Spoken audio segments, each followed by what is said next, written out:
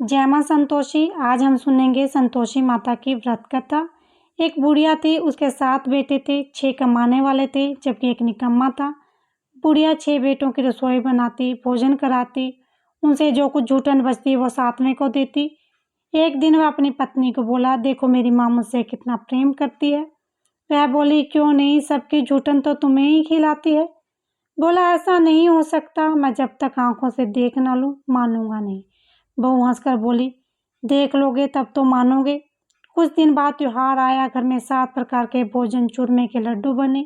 वह जांचने को सिर दुखने का बहाना कर पतला वस्त्र सिर पर ओढ़े रसोई घर में सो गया।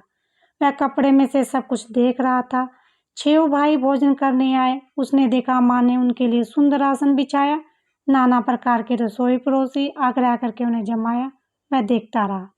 6 भाई भोजन करके उठे तब माँ ने उनकी जूठी थाली में से लड्डुओं के टुकड़े उठाकर एक लड्डू बनाया।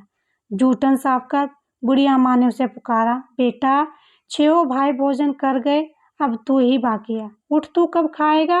वह कहने लगा, माँ मुझे भोजन नहीं करना, मैं परदेश जा रहा हूँ। माँ ने कहा, कल जाता तो आज चला जा। वह बोला, हाँ आज ही जा रहा हूँ। यह कहकर वह घर से निकल गया।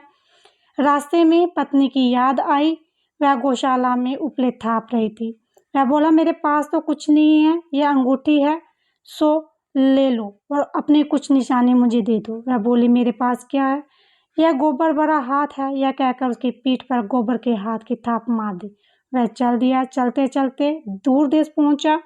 वहां एक साहूकार की दुकान थी। वहां जाकर कहने लगा, भाई मुझे नौकरी पर रख लो।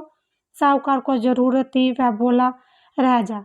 लड़के ने पूछा, तनख्वाह क्या दोगे। साहूकार ने कहा, काम देखकर दाम मिलेंगे। साहूकार की नौकरी मिली। वह सुबह 7 बजे से 10 बजे तक नौकरी पर जाने लगा। कुछ दिनों दुकान का सारा लेन देन, हिसाब किताब, ग्राहकों को माल बेचना, सारा काम करने लगा। साहूकार के 7-8 नौकर थे, वे सब चक्कर खाने लगे, यह तो बहुत होशियार बन गया है।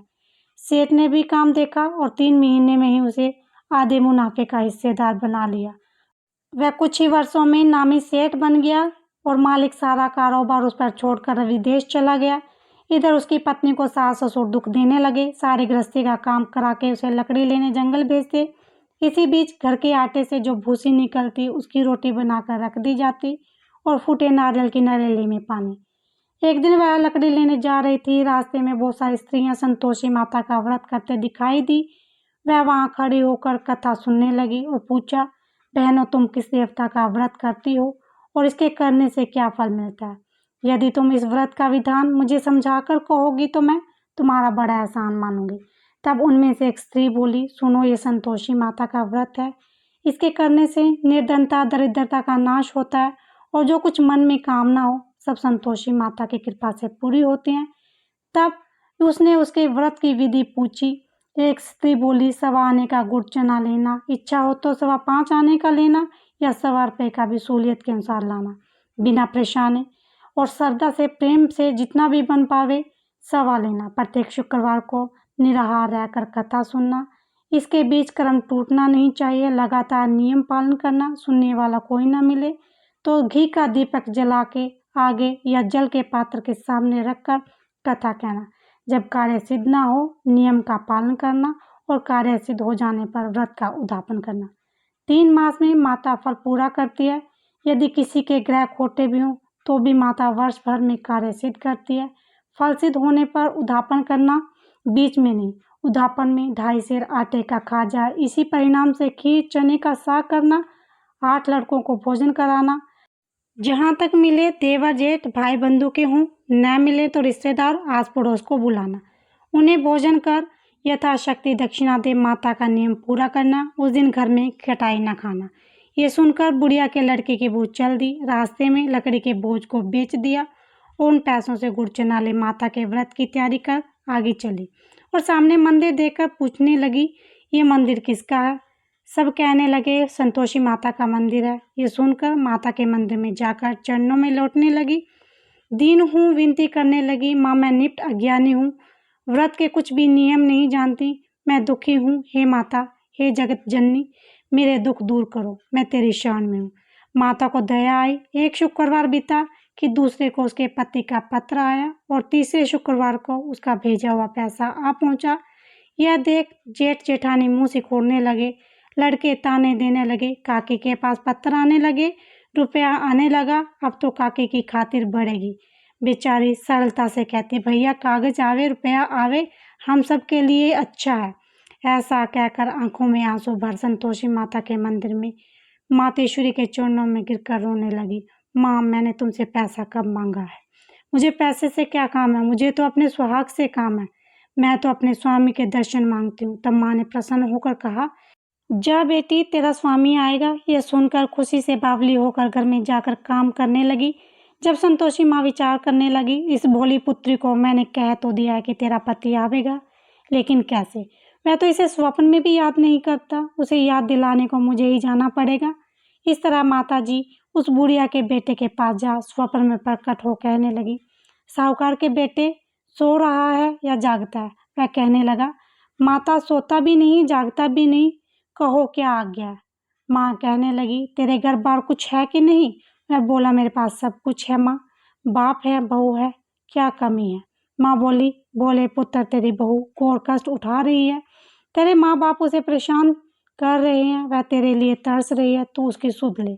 मैं बोला, हाँ माता जी, यह तो मालूम है, परंतु जाऊं तो जाऊं कैसे? परदेश की बात है, लेन देन का कोई हिसाब नहीं, कोई जाने का रास्ता नहीं आता, कैसे चला जाऊं? माँ कहने लगी, मेरी बात मान, सवेरे नहा धोकर संतोषी माता का नाम ले, घी का दीपक जला, दंडवत कर दुकान पर जा बैठ। जमा का माल बिक जाएगा, सांझ होते होते धन का भारी ढेर लग जाएगा। अब बुढ़िया की बात मानकर वह नहा धोकर संतोषी माता को दंडवत कर घी का दीपक जला दुकान पर जा बैठा। थोड़ी देर में देने वाले रुपया लाने लगे, लेने वाले हिसाब लेने लगे, खोटे से भरे सामान के खरीदारी नकद दाम दे सौदा करने लगे। शाम तक धन का भारी ढेर लग गया। मन में माता का नाम ले चमत्कार देख प्रसन्न हो घर ले जाने के वास्ते गहना कपड़ा सामान खरीदने लगा। यहाँ काम से निपट कर तुरंत घर को रवाना हुआ। उधर उसकी पत्नी जंगल में लकड़ी लेने जाती, लौटते वक्त माता जी के मंदिर में विश्राम करती। वह तो उसके प्रतिदिन रुकने का स्थान जो ठहरा। धूल उड़ती देखकर माता से पूछती है, हे माता, ये धूल कैसी उड़ रही है? माता कहती है, हे पुत्री, तेरा पति आ रहा है, अब तू ऐसा कर, लकड़ियों के 3 बोझ बना ले, एक नदी के किनारे रख और दूसरा मेरे मंदिर पर व तीसरा अपने सिर पर। तेरे पति को लकड़ियों का कट्टा देख मुंह पैदा होगा, वह यहाँ रुकेगा, नाश्ता पानी खाकर माँ से मिलने जाएगा। तब तुम लकड़ियों का बोझ उठाकर जाना और चौक में गट्ठर डालकर जोर से आवाज़ लगाना, लो सासू जी, लकड़ियों का गट्ठर लो, भूसी की रोटी दो, नारियल के खोपड़े में पानी दो, आज मेहमान कौन आया है? माता जी से बहुत अच्छा कहकर वह प्रसन्न मन से लकड़ियों के 3 गट्ठर बनाए, एक नदी के किनारे पर और एक माता जी के मंदिर में रख दिया। इतने में मुसाफिर आ पहुंचा। सूखी लकड़ी देखकर उसकी इच्छा उत्पन्न हुई कि वह यहीं पर विश्राम करे, भोजन बनाकर खा पी कर गांव जाए। इसी तरह रुककर भोजन बनाया, विश्राम करके गांव को गया, सबसे प्रेम से मिला। उसी समय सिर पर लकड़ी का गट्ठर लिए वह उतावली सी आती है, लकड़ियों का भारी बोझ आंगन में डालकर जोर से 3 आवाज लगाती है, लो सासू जी, लकड़ियों का गट्ठर लो, भूसी की रोटी दो, आज मेहमान कौन आया है?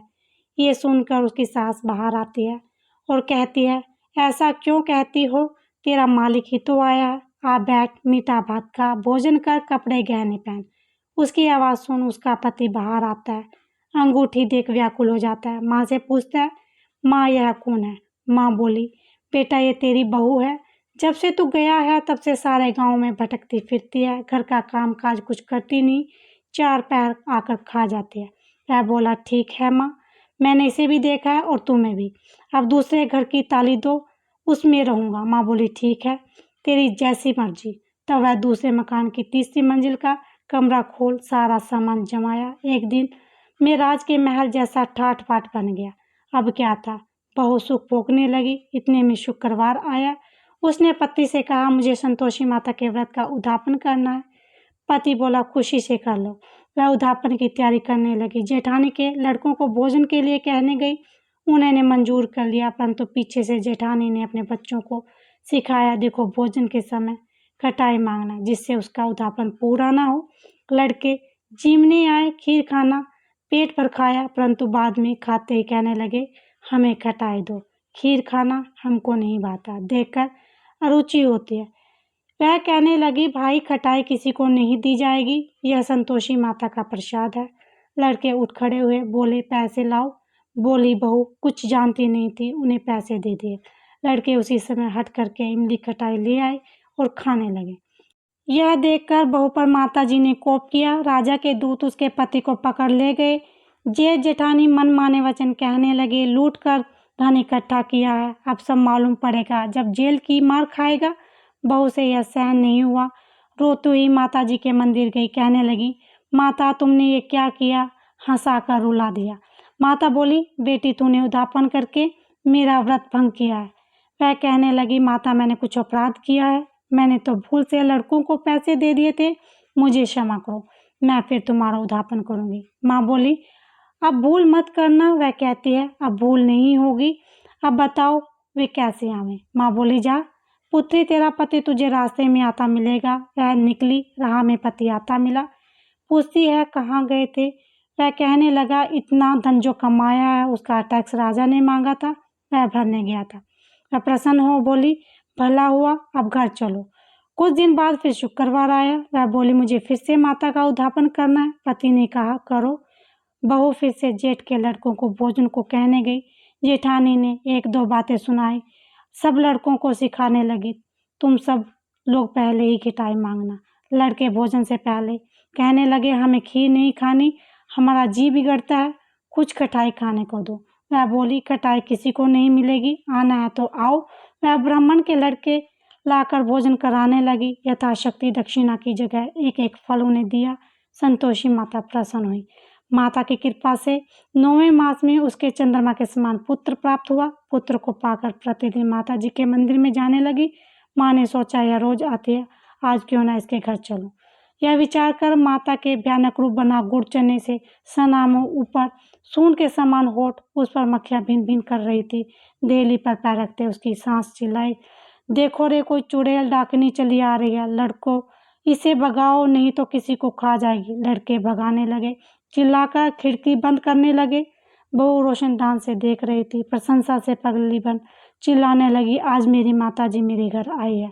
वह बच्चे को दूध पीने से हटाती है, इतने में सास का क्रोध फटता है। वह बोलती है, क्या उतावली हुई है, बच्चे को पटक दिया। इतने में माँ के प्रताप से लड़के ही लड़के नजर आने लगे। वह बोली, माँ मैं जिसका व्रत करती हूँ ये वो संतोषी माता है। सबने माता जी के चरण पकड़ लिए और विनती कर कहने लगे, हे माता, हम मूर्ख हैं, अज्ञानी हैं, तुम्हारे व्रत की विधि हम नहीं जानते, व्रत भंग कर हमने बड़ा अपराध किया है, जग माता आप हमारा अपराध क्षमा करें। इस प्रकार माता प्रसन्न हुई। बहू को प्रसन्न हो जैसा फल दिया वैसा माता सबको दे, जो पढ़े उसका मनोरथ पूर्ण हो। बोलो संतोषी माता की जय।